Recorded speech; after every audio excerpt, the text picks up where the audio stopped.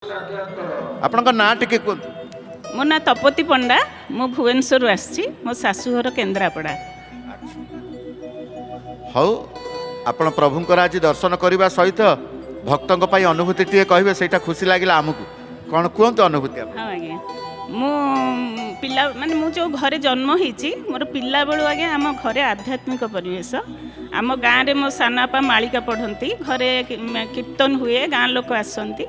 ମୋ ବାପା କଟକରେ ବେଙ୍ଗଲୀ ଟିଚର ଥିଲେ। ଆଉ ମଙ୍ଗଳାବାଗ ମଣ୍ଡପରେ ଦୁର୍ଗା ପୂଜା, କାଳୀ ପୂଜା, ଲକ୍ଷ୍ମୀ ପୂଜା ସବୁ କରନ୍ତି ଆଜ୍ଞା। ତେଣୁ ଆମ ଘରେ ସବୁବେଳେ ପୂଜା ପାଠ ଚାଲିଥାଏ। ପିଲାବେଳୁ ମୁଁ ବଢ଼ିଛି ସେଇଥିରେ। ଆଉ ମୁଁ ଜାଣିଥିଲି ଠାକୁର ଜଣେ କିଏ ଅଛନ୍ତି, ମୋ ବାପା ବୋଉ ପୂଜା କରନ୍ତି, ଇଏ କରନ୍ତି, କିନ୍ତୁ ଜଗନ୍ନାଥ ବୋଲି ପର୍ଟିକୁଲାର ମୁଁ ଏମିତି ଜାଣିନଥିଲି। ପ୍ରଥମ ସେଇଟା ମୋର ଅନୁଭୂତି ହେଲେ ଆଜ୍ଞା, ମୁଁ ଦଶମ ଶ୍ରେଣୀରେ ପଢ଼ିଲା ବେଳେ ତାହେଲେ ଆପେଣ୍ଡିକ୍ସ ଅପରେସନ୍ ହେଲା କଟକ ହସ୍ପିଟାଲରେ। ବାପାଙ୍କ ଛାତ୍ର କରୁଥିଲେ। ସିଏ କହିଲେ କି ସାର୍ ଆପଣ ବସନ୍ତୁ, ଅଧଘଣ୍ଟା ଭିତରେ ତାର ଅପରେସନ୍ ସରିଯିବ, ତାପରେ ଆପଣ ତାକୁ ଭଲ ହେଇଯିବ ସେ।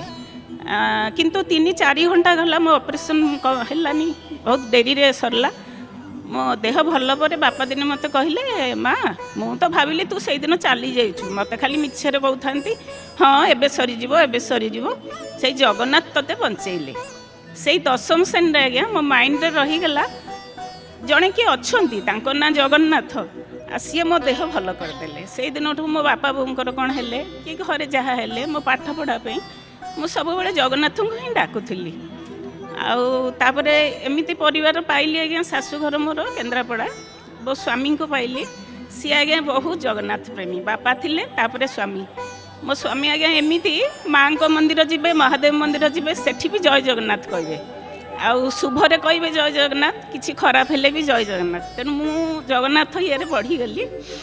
ତାପରେ ଆଜ୍ଞା ମୋର ବାହାଘର ପରେ 15 ମସିହାରେ ମୋର ବ୍ରେଷ୍ଟ କ୍ୟାନ୍ସର ବାହାରିଲା, ଡିଟେକ୍ଟ ହେଲା।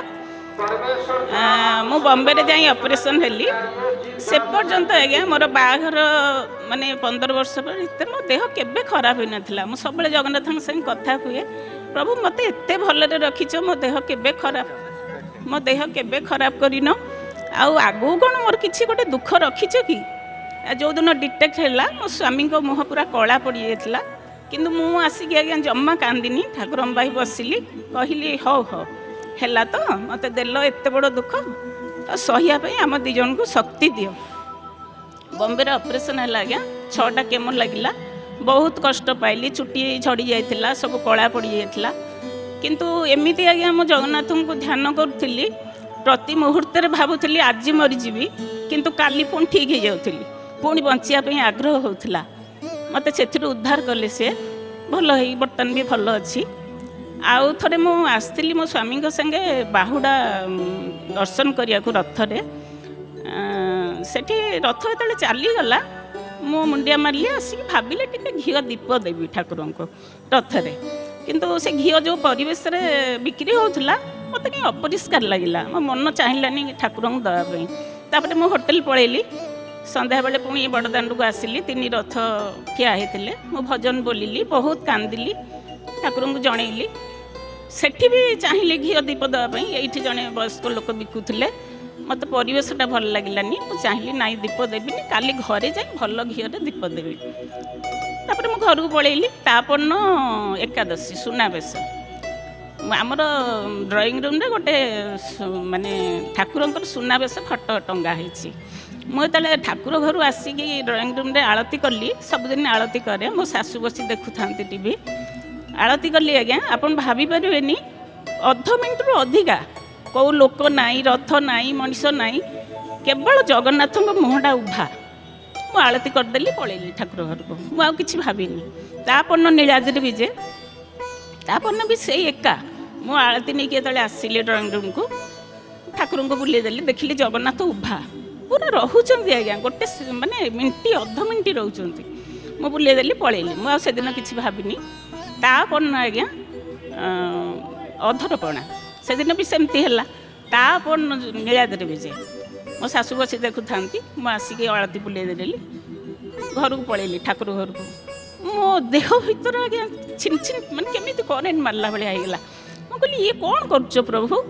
ତାପରେ ମନେ ପଡ଼ିଲା, ଓହୋ ମୁଁ ତୁମକୁ କହିଥିଲି ନା ପ୍ରଭୁ ଘରକୁ ଗଲେ ଭଲ ଘିଅରେ ଦୀପ ଦେବି ବୋଲି, ସେଇଥିପାଇଁ ଏମିତି ଦେଖେଇଦେଲ ପ୍ରଭୁ ମୋତେ। ମୁଁ 3 ଦିନ କାଳ ଭଲ ଘିଅରେ ତୁମକୁ ଦୀପ ଦେଉଛି। ହେ କରୁଣାକର, ହେ ହଟିଆ, ମୋତେ ଏତେ ଦୟା କଲ। ମୁଁ କେବେ ଜଗନ୍ନାଥଙ୍କୁ ପୁଅ ବାପା ସ୍ୱାମୀ ବୋଲି ଭାବେନି ଆଜ୍ଞା। ଆମେ ସେ ସ୍ତରକୁ ଯାଇପାରିବାନି, ଆମେ ଯଶୋଦା ହେଇପାରିବିନି, ଅର୍ଜୁନ ହେଇପାରିବିନି, ଦେବକୀ ହେଇପାରିବିନି ଆଜ୍ଞା। ମୁଁ କେବଳ ଭାବେ ଜଗନ୍ନାଥ ମୋତେ ସବୁବେଳେ ପଥ ପ୍ରଦର୍ଶକ ହୁଅନ୍ତୁ, ମୋତେ ଭଲ ମଣିଷ କରନ୍ତୁ।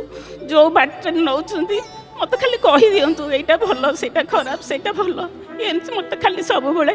ମୋ ସ୍ୱାମୀକି କହେ ମୋର ଶାଢ଼ୀ ଗହଣା ଦରକାର ନାହିଁ, ମୋତେ ଖାଲି ବର୍ଷରେ ଥରେ ତାଙ୍କ ପାଖକୁ ନେବ, ତାଙ୍କ ମାଟି ମାଡ଼ିବି। ଜୟ ଜଗନ୍ନାଥ, ଜୟ ଜଗନ୍ନାଥ, ଜୟ ଜଗନ୍ନାଥ। ପ୍ରକୃତରେ ଅନୁଭବ ଭିତରେ ଅନେକ ଆପଣାର ଭାବ ମହାପ୍ରଭୁଙ୍କ ପ୍ରତି ଆପଣଙ୍କ ରହିଛି, ଯାହା ସେ ଭାଷାରୁ ଜଣାପଡ଼ୁଛି। ଯେଉଁ କହିଲେ ପ୍ରତିଦିନ ହେଲେ ମରିବାର ସ୍ୱପ୍ନ ଆପଣ ଦେଖନ୍ତି, ମରିବା ପାଇଁ ପ୍ରସ୍ତୁତ ହୋଇଥାନ୍ତି, କିନ୍ତୁ ମହାପ୍ରଭୁ ଆପଣଙ୍କୁ ଜିତେଇକି ଆଣିଛନ୍ତି, ପୁଣି ଅନୁଭବ ଦେଉଛନ୍ତି। ଇଏ ହେଉ ସେଇ ଅନୁଭବର ଠାକୁର।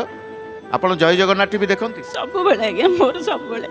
ଆଜି ଆଳତି ମୁଁ କାଲି ଆସିକି ରାତି ସାରା ବନକ ଲାଗି ଭୋରେ ଠାକୁରଙ୍କ ପାଖରେ ଦେଖିଛି ଆଜ୍ଞା। ଆଜି ବି ଆଳତି ଦେଖୁଛି, ରହିବି ଏବେ ଜଗା ବଳିଆରେ ରହିଛି ଆଜ୍ଞା। ବହୁତ ବହୁତ ଧନ୍ୟବାଦ ଦେବି ଆପଣଙ୍କୁ। ଜୟ ଜଗନ୍ନାଥ।